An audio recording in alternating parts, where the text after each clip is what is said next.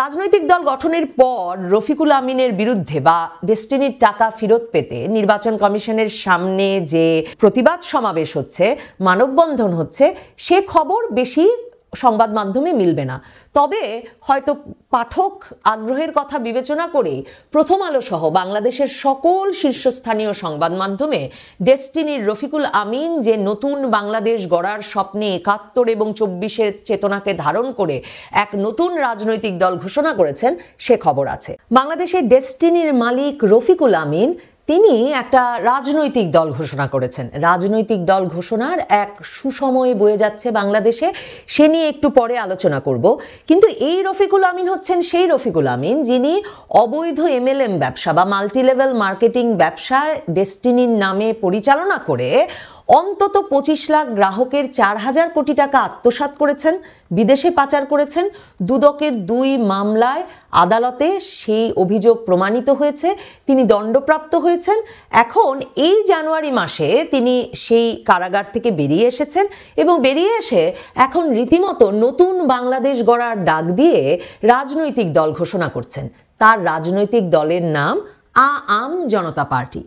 কেন আম জনতার আগে একটি বেশি, সেটি যেমন কোনো পত্রিকার খবরে জানা যায় না, তেমনি এই প্রশ্নেরও উত্তর পাওয়া যায় না যে কি করে তার মতো একজন প্রতারণার দায়ে অভিযুক্ত দণ্ডপ্রাপ্ত ব্যক্তি কিভাবে বাংলাদেশের এই ন্যায় বিচার এবং নতুন দুর্নীতিমুক্ত বাংলাদেশ গড়ার প্রতিশ্রুতির মধ্যে বাংলাদেশে রাজনৈতিক দল গঠনের ঘোষণা দিতে পারলেন ঢাকার বুকে বসে একেবারে অভিজাত হোটেলে। তার সঙ্গে সদস্য সচিব হিসেবে গিয়ে যুক্ত হয়েছেন ভিপি নূরের দল গণ অধিকার পরিষদের একজন শীর্ষস্থানীয় নেত্রী ফাতিমা তাসনিম। তারা বলেছেন তারা এমন বাংলাদেশ গড়ে তুলতে চান যেই বাংলাদেশ এখন একটা রাজনৈতিক সন্ধিক্ষণে দাঁড়িয়ে আছে এবং জুলাই ২৪-এর ছাত্র জনতার ঐক্যবদ্ধ অভ্যুত্থানে ফ্যাসিবাদী শাসনের পতন হয়েছে, সূচনা হয়েছে নতুন রাজনৈতিক ধারা এবং তারা ৫২-র ভাষা আন্দোলন, ৭১-এর মহান মুক্তিযুদ্ধ, জুলাই ২৪-এর ছাত্র জনতার অভ্যুত্থানের মহান শহীদদের আত্মত্যাগের চেতনাকে ধারণ করে একটা বৈষম্যহীন সমাজ ব্যবস্থা প্রতিষ্ঠার লক্ষ্যে এই রকম একটি রাজনৈতিক দল গঠন করেছে যার নাম আম জনতা পার্টি। তবে তারা যখন এই আম জনতা পার্টি গঠন করছেন তখনও ঢাকার একটা অভিজাত হোটেলে বসে এমন সুধীজনের সামনে এমন রাজনৈতিক দলের নাম প্রকাশ করছেন, তখনও নির্বাচন কমিশনের সামনে এর প্রতিবাদে ডেস্টিনিতে বিনিয়োগ করে যেসব ক্ষুদ্র বিনিয়োগকারী পথে বসেছিলেন কিংবা আর্থিকভাবে ক্ষতিগ্রস্ত হয়েছেন তারা প্রতিবাদ করছেন।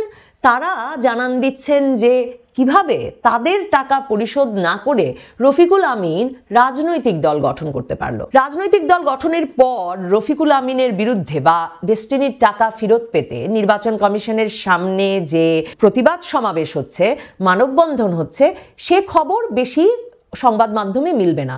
তবে হয়তো পাঠক আগ্রহের কথা বিবেচনা করে প্রথম আলো সহ বাংলাদেশের সকল শীর্ষস্থানীয় সংবাদ মাধ্যমে ডেস্টিনির রফিকুল আমিন যে নতুন বাংলাদেশ গড়ার স্বপ্নে ৭১ এবং ২৪-এর চেতনাকে ধারণ করে এক নতুন রাজনৈতিক দল ঘোষণা করেছেন সে খবর আছে। তবে পত্রপত্রিকাগুলো এ প্রশ্ন করে নাই যে কি করে ডেস্টিনির রফিকুল আমিনের মতো একজন ব্যক্তিকে রাজনৈতিক দল গঠন করার মহাসুযোগ করে দেওয়া হলো। কারা ছিল এর পেছনে? দেখুন, আগস্টের পর থেকে এমনভাবে বাংলাদেশে নানা রকম ফৌজদারি অপরাধে অভিযুক্ত ব্যক্তি, জঙ্গিবাদের দায়ে অভিযুক্ত ব্যক্তি থেকে শুরু করে নানা অপরাধে সাজাপ্রাপ্ত ব্যক্তিরা এমনভাবে কারাগার থেকে বেরিয়ে আসতে থাকলেন, মনে হতেই পারে যে এরা সকলেই ফ্যাসিবাদের বিরুদ্ধে চরম লড়াইয়ে রাজপথে ছিলেন এবং এই ফ্যাসিবাদের বিরুদ্ধে লড়াই দমনের জন্যই বোধহয় এসব নিরপরাধ ব্যক্তিকে কারাগারে পাঠানো হয়েছিল। ডেস্টিনির রফিকুল আমিনের কথাই যদি বলি, দুদক 2012 সালে তার বিরুদ্ধে 2টো মামলা করে। একটি ডেস্টিনি মাল্টিপারপাস কোঅপারেটিভ সোসাইটির নামে লোকের কাছ থেকে প্রায় 2000 কোটি টাকা তুলে নেওয়ার দায়ে তার বিরুদ্ধে, আপনাদের মনে থাকবে এই প্রতিষ্ঠানটি ডেস্টিনি প্রতিষ্ঠানটির প্রেসিডেন্ট হিসেবে ছিলেন সাবেক সেনাপ্রধান হারুনুর রশিদ, তার বিরুদ্ধেও মামলা হয়। 2022 সালে এসে এই মামলার রায় হয় এবং সে মামলার রায়ে 12 বছর কারাদণ্ড শুধুমাত্র হয়েছিল ডেস্টিনির রফিকুল আমিনের, তাই কিন্তু নয়, 200 কোটি টাকার বেশি অর্থদণ্ড দেওয়া হয়েছিল তাকে। এবং আদালত বলেছিল যে যদি সত্যি তিনি গাছ বিক্রি করে গ্রাহকের টাকা প্রায় ২৫০০ কোটি টাকা তুলে টাকা ফেরত দিতে পারেন তাহলে তাদেরকে জামিন দেওয়া হবে। তখন রফিকুল আমিন অবশ্যই সেটা পারেনি। দুদক তখন বলেছিল ৫৬০ কোটি টাকার মতো সম্পদ জব্দ করা হয়েছে ডেস্টিনির, কারণ ডেস্টিনি গ্রাহকের কাছ থেকে ক্ষুদ্র বিনিয়োগকারীর কারো ১০,০০০, ৫,০০০ থেকে কারো ৫ লাখ পর্যন্ত টাকা তুলে যে হাজার হাজার কোটি টাকা জড়ো করেছিল তা দিয়ে এই রফিকুল আমিনেরা ততদিনে বাড়ি, গাড়ি, জমি, সিনেমা হল, কারখানা, কল নানা কিছু কিনে ফেলেছেন।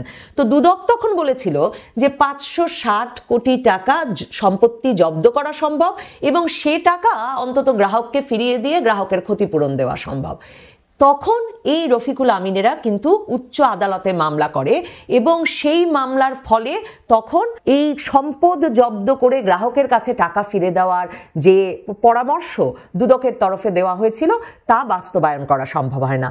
আমার প্রশ্ন, ২০১২ সালের প্রথম সেই মামলায়, মাল্টিপারপাস কোঅপারেটিভ সোসাইটির মামলায় ২০২২-এ এসে তার যে ১২ বছর কারাদণ্ড হলো এবং রফিকুল আমিনের যে ২০০ কোটি টাকা অর্থদণ্ড হলো, তিনি কি সেই অর্থদণ্ড পরিশোধ করেছেন?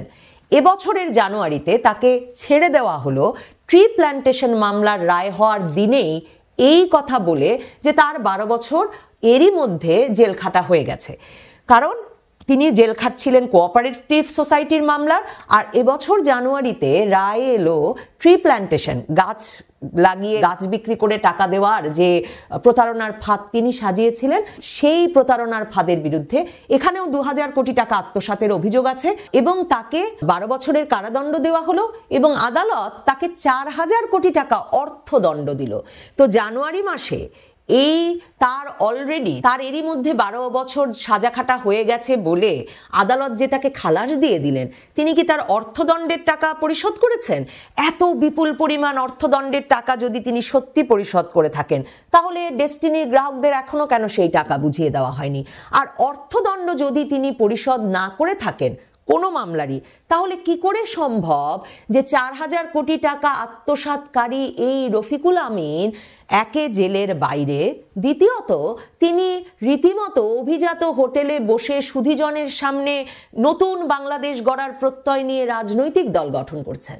আসলে বাংলাদেশে বরাবর আমরা দেখেছি যখন সেনা সমর্থিত অনির্বাচিত সরকার থাকে কিংবা সেনা শাসকেরা থাকে তখন কিংস পার্টি গড়ার একটা হিড়িক পড়ে যায়। ওই যে বলছিলাম গণ অধিকার পরিষদের এক শীর্ষস্থানীয় নেত্রী গিয়ে যোগ দিয়েছেন রফিকুল আমিনের সঙ্গে, ঠিক তেমনি গণ অধিকার পরিষদের তরফেই কিন্তু এর আগে আরেকটা আমজনতা দল গঠন করা হয়েছে। এদেরটা হচ্ছে আম জনতা পার্টি, আর গণ অধিকার পরিষদের আরেকটি গ্রুপ বেরিয়ে এসে তৈরি করেছে আম জনতা দল। গত ৮ মাসে ২২টি রাজনৈতিক দল গঠন হয়েছে, এটা হচ্ছে সংবাদ মাধ্যমের খবর। এবং কি কারণে হঠাৎ করে এই রাজনৈতিক দল গঠনের হিড়িক পড়ে যায়? দেখুন, যেটা বলছিলাম, অনির্বাচিত সরকারের সময়, সেনা সমর্থিত কিংবা সেনা শাসনের সময় এই ঘটনাগুলো ঘটতে থাকে। কারণ ধরুন নির্বাচন যখন অনুষ্ঠিত হবে তখন কোনো কারণে, সাজানো নির্বাচনের কারণে কিংবা নির্বাচনটি কি পরিবেশে অনুষ্ঠিত হচ্ছে এসব নিয়ে নানা দ্বিধাদ্বন্দ্বে যদি মূলধারার রাজনৈতিক দলগুলোকে এই শাসকেরা নির্বাচনে না আনতে পারে তাহলেও যাতে একটা চরম প্রতিদ্বন্দ্বিতাপূর্ণ নির্বাচন তারা দেখাতে পারে, সে কারণে কিংস পার্টি গঠনের একটা হিড়িক পড়ে যায় এই সময়ে। যেটা বলছিলাম, আগস্টের পরের 4 মাসে 11টি আর গত 4 মাসে 11টি, মোট 22টি রাজনৈতিক দল গঠন করেছে। আপনারা জানেন এখনো এনসিপি দলটি, অর্থাৎ নাহিদ ইসলামদের দল, এই ছাত্রদের গড়া নতুন দল, ডক্টর ইউনূস যে দল গড়ে দিয়েছেন, সে দলই এখন সারা বাংলাদেশে কার্যালয় প্রতিষ্ঠা করতে পারেনি, সদস্য সংগ্রহ করতে পারেনি এবং নিবন্ধন করতে পারেনি। কাজেই বুঝতেই পারছেন এই দলগুলোর জন্য, নতুন গড়ে তোলা এই দলগুলোর জন্য এটা কতটা কঠিন। কিন্তু যদি নির্বাচন ব্যবস্থা সংস্কার কমিশনের সুপারিশ অনুযায়ী নিবন্ধনের শর্ত শিথিল হয়ে যায় তাহলে আসলে এসব শর্ত পূরণ করতে হবে না। কারণ নির্বাচন সংস্কার কমিশনের যেসব সংস্কার প্রস্তাব তারা দিচ্ছে তার মধ্যে একটা হচ্ছে এই যে এতগুলো কার্যালয় প্রতিষ্ঠা কিংবা এতজন সদস্য প্রতিষ্ঠার দরকার কি? ওই যে বলছিলাম, এরকম সরকারের সময়ে আসলে বিশেষ প্রয়োজনীয়তা থাকে রাজনৈতিক দল গঠনের এবং রাজনীতির ময়দানটি যেন সরগরম আছে সেটা একটা প্রমাণের।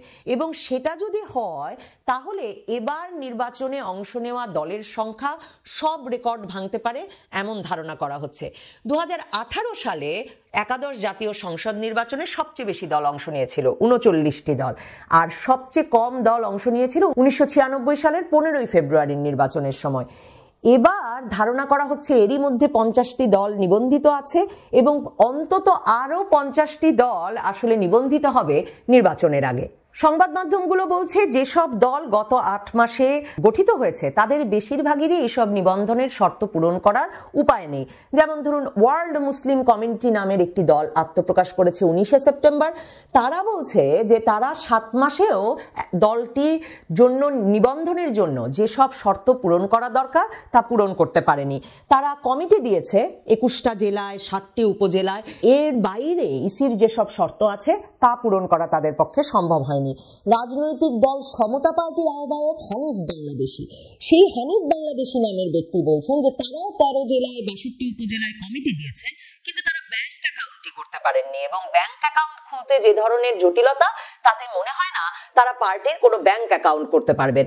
কাজেই এই এনসিপি, ওয়ার্ল্ড মুসলিম কমিউনিটি, সমতা পার্টি এই দলগুলো এখন বারবার নির্বাচন কমিশনের কাছে, মানে নাহিদ ইসলামের এনসিপির যা অবস্থা এসব দলেরও তা অবস্থা, তারা এখন বারবার নির্বাচন কমিশনের কাছে যায় আর নির্বাচন কমিশনের কাছ থেকে সময় বাড়িয়ে আনে নিবন্ধনের জন্য। গণ অধিকার পরিষদ ভেঙে আসা যারা বলছিলাম আম জনতা দল গঠন করেছে 28শে জানুয়ারি, তারা এরই মধ্যে 36টি জেলায় 60টি উপজেলায় কমিটি দিয়েছে, 26 জায়গায় অফিস নিয়েছে এবং সারা দেশেই নাকি তাদের নেতাকর্মীরা জেলা উপজেলা কমিটিগুলোতে কাজ করছে এবং 100 উপজেলায় কমিটি গঠন হয়ে যাবে খুব শিগগিরই, সেটাও তাদের আশা। এ কারণে তারা এরই মধ্যে নিবন্ধনের সব শর্ত পূরণ করে নির্বাচন কমিশনের কাছে নিবন্ধনের জন্য আবেদন করেছে। এছাড়া সার্বভৌমত্ব আন্দোলন নামে একটি দলও নিবন্ধনের জন্য এরই মধ্যে নির্বাচন কমিশনের কাছে আবেদন করেছে। নির্বাচন কমিশনের সব শর্ত পূরণ করা হয়েছে বলে বলছে এই সার্বভৌমত্ব দলের কেন্দ্রীয় সংগঠক শশান ঠাকুর। তিনি বলছেন তারা নিবন্ধনের সব কাগজপত্র গুছিয়ে এনেছেন। ঢাকা বিশ্ববিদ্যালয়ের ভেতর থেকে দুটো দল এর মধ্যে গঠিত হয়েছে। একটি ঢাকা বিশ্ববিদ্যালয়ের এক অধ্যাপক মোহাম্মদ সিদ্দিক হোসাইন, তিনি গঠন করেছেন নিউক্লিয়াস পার্টি অফ বাংলাদেশ। এছাড়া ঢাকা বিশ্ববিদ্যালয়ের কেন্দ্রীয় জামে মসজিদ থেকে আত্মপ্রকাশ করেছে মুসলিম জাতীয়তাবাদী নতুন ধারার রাজনৈতিক দল জাতীয় বিপ্লবী পরিষদ। বুঝতেই পারছেন নানা রকম বিচিত্র উদ্দেশ্য লক্ষ্য নিয়ে নানা রকম ব্যক্তিরা রাজনৈতিক দল গঠন করা শুরু করেছেন। প্রশ্ন উঠতেই পারে কাদের ইঙ্গিতে, কার পৃষ্ঠপোষকতায় এসব রাজনৈতিক দল গঠিত হচ্ছে। এসব বিচিত্র নামের রাজনৈতিক দলগুলো যে ঢাকা সহ সারা দেশে কার্যালয় দিচ্ছে, সদস্য সংগ্রহ করছে, তাদের পেছনে আসলে কারা খরচ করছে এই প্রশ্ন যেমন খুব গুরুত্বপূর্ণ প্রশ্ন। কারণ এই ব্যক্তিরা আসলে কারা, এদের যে খুব পেশাগত বা রাজনৈতিক পরিচয় জানা যাচ্ছে তাও নয়। তাহলে এই ব্যক্তিরা কোথা থেকে এসে কিভাবে হঠাৎ রাজনৈতিক দল গঠনে আগ্রহী হয়ে উঠছেন এবং কাদের পৃষ্ঠপোষকতায় সারা দেশে কার্যালয় এবং সদস্য সংগ্রহ অভিযান চালাতে পারছেন, সেই প্রশ্নগুলো যেমন করা দরকার তেমনি করা দরকার এই প্রশ্নটিও করা দরকার যে নির্বাচন ব্যবস্থা সংস্কার কমিশন কেন নিবন্ধনের শর্ত শিথিল করতে এতটা আগ্রহী হয়ে উঠল। আমরা এতদিন ভেবে আসছিলাম যে নিশ্চয়ই ছাত্রদের দল এনসিপি কে সুবিধা দিতে এই নিবন্ধনের শর্তাবলী শিথিল করার একটা উদ্যোগ এই নির্বাচন ব্যবস্থা সংস্কার কমিশনের কাছ থেকে এসেছে। কিন্তু শুধুই কি তাই, নাকি এনসিপির সঙ্গে আসলে অনেক নাম না জানা অজানা বিচিত্র নামের দলকে নির্বাচনে নামিয়ে একটা প্রতিদ্বন্দ্বিতাপূর্ণ নির্বাচন সেরে ফেলার উপায়টা সাজিয়ে রাখতেই এই নতুন নতুন দল গড়ায় কেউ পেছন থেকে কলকাঠি নাড়ছেন, কিংবা ডেস্টিনির রফিকুল আমিনের মতো একজন বিতর্কিত চরিত্র কি করে বাংলাদেশের রাজনীতিতে নিজেকে আসলে পুনর্বাসিত করার সুযোগ পেতে যাচ্ছেন, সেই প্রশ্নটা করা খুব জরুরি। কি পরিস্থিতিতে, কোন পথে আসলে কোন ব্যক্তি সততার সার্টিফিকেট পাচ্ছেন, কোন ব্যক্তি রাজনীতি করার সার্টিফিকেট পাচ্ছেন, কারা ফ্যাসিবাদ বিরোধী সংগ্রামী বাংলাদেশ গড়ে তোলার নতুন দায়িত্ব হাতে নিচ্ছেন, এই প্রশ্নগুলো করা খুব জরুরি, নজর রাখা জরুরি। রাজনৈতিক দল গঠনের নামে আর কে সামনের মাসগুলোতে বাংলাদেশের রাজনীতিতে ঢুকে পড়েন আর নানা রকম ফৌজদারি অপরাধ, আর্থিক কেলেঙ্কারি এগুলো এড়িয়ে যাওয়ার সুযোগ পান।